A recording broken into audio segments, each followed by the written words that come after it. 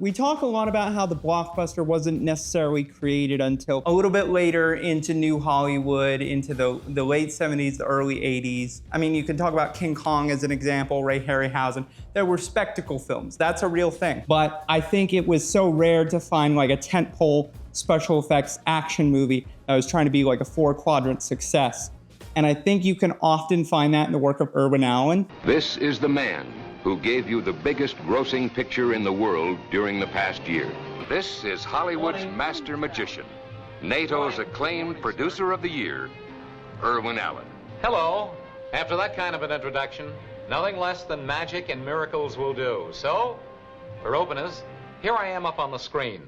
But believe it or not, I'm also down there in the audience with you. Or at least I thought I was, somewhere.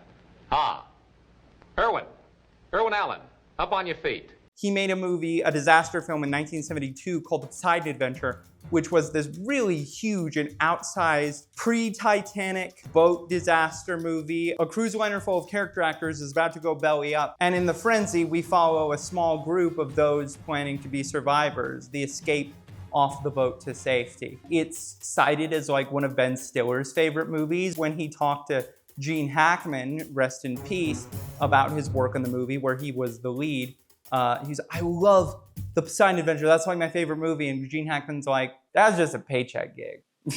Poseidon Adventure is a classic. It got remade again in the early 2000s from Wolfgang Petersen, starring Kurt Russell and Richard Dreyfuss. But I think, you know, sometimes those like old-fashioned special effects, just preceding Jaws is really charming, really evocative, and is really the quintessence of studio era 70s versus new Hollywood 70s, which would kind of get all balled up by the end of the decade and into the 80s. And then it all kind of became one big thing. The independent film scene didn't really come back into play until the 90s, you know, with Tarantino, with Fincher, so on and so forth. Poseidon Adventure, good movie.